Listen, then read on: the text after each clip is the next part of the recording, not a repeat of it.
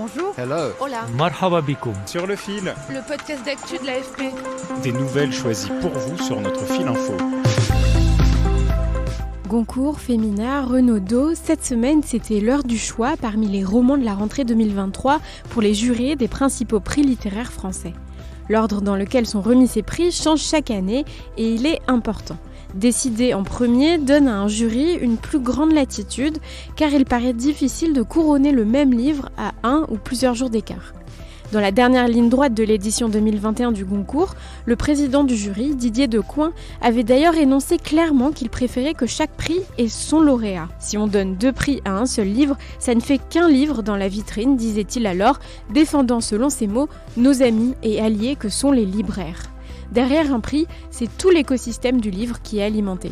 Pour en parler, j'ai interrogé Hugues Honoré, mon collègue chargé de la littérature et de l'édition pour l'AFP. Sur le fil.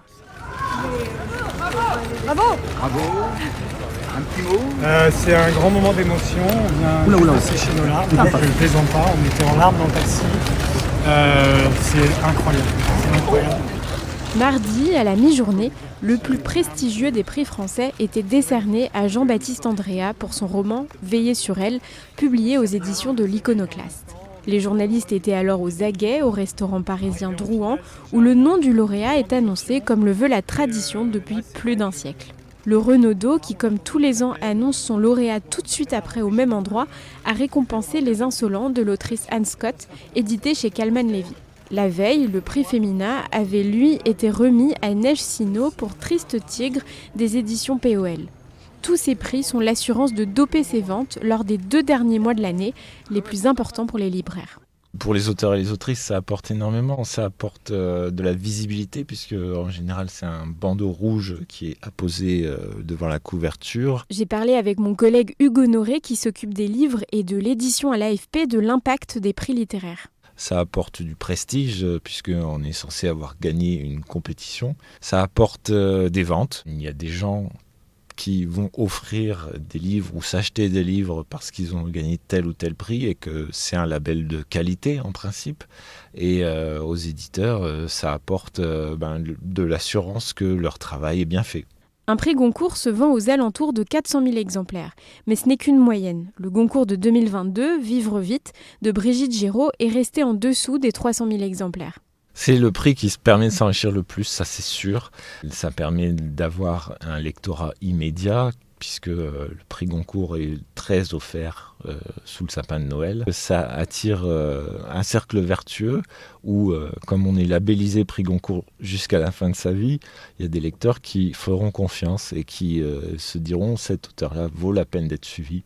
D'ailleurs, les prix servent aussi à choisir sa lecture dans la masse de nouveautés. Ça facilite la visibilité, la lisibilité du champ littéraire parce qu'en France, on a cette particularité de publier énormément. Et quand on voit qu'on vient seulement en 2023, pour la première fois du XXIe siècle, de descendre en dessous de 500 livres qui paraissent à la rentrée d'août, septembre, octobre, c'est quand même très difficile pour le lecteur de trier le bon grain de livret. Mais derrière ces prix, il y a des controverses car certains jurés sont soupçonnés d'être juges et parties. Il y a des gens qui sont très sévères vis-à-vis de ça, qui disent que les auteurs sont aussi des jurés et ils ont encore un conflit d'intérêts. Quand on est édité chez Grasset, quand on est édité chez Gallimard, on a plutôt envie de favoriser sa maison, c'est normal. Il y a eu une époque où ça devenait un vrai problème et par exemple le prix Goncourt a interdit à ses jurés d'être salariés d'une maison d'édition parce que là, il y avait quand même un conflit d'intérêts énorme. À une époque, on parlait aussi de Galligraseuil, c'est-à-dire Gallimard, Grasset et Le Seuil, qui avaient remporté, il me semble, pendant 25 ans, ils avaient remporté 23 prix. Donc on avait forgé cette expression qui était quand même très juste. C'était difficile de prétendre au prix Goncourt si on n'était pas au départ édité par une de ces maisons. Pour les maisons d'édition, évidemment que c'est un enjeu économique énorme et la grosse question, c'est de savoir combien le numéro 3 de l'édition aujourd'hui, qui est le groupe Madrigal, donc c'est la famille Gallimard, contrôle les prix les plus importants. Les prix Goncourt vont souvent à des romans édités par les maisons de Madrigal, c'est-à-dire Gallimard, POL, Flammarion. C'est difficile pour les autres maisons d'édition de se faire une place, mais ça arrive. Effectivement, les temps changent et Hugues Honoré voit une lueur d'espoir. Même si cette année, le favori du Goncourt était Éric Reinhardt, qui a pour lui d'appartenir à la maison la plus influente de la littérature française, Gallimard, c'est finalement Jean-Baptiste Andréa qui a remporté le prix et il est édité chez l'Iconoclaste, une maison indépendante. Le lauréat 2021, Mohamed Mbougar-Sarr, est aussi édité dans une maison indépendante, Philippe Ray.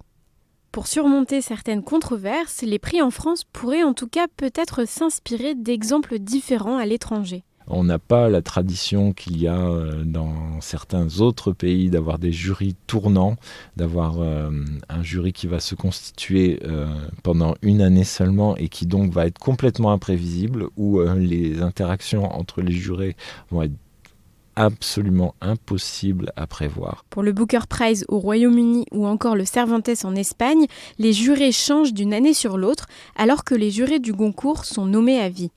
Jeudi, c'est le prix Médicis qui va clôturer cette semaine littéraire.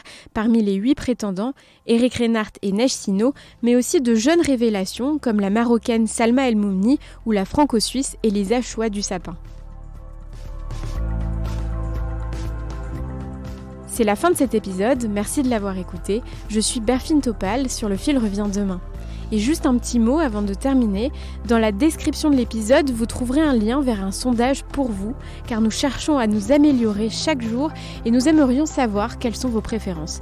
Répondez, ça prend 3 minutes. À bientôt!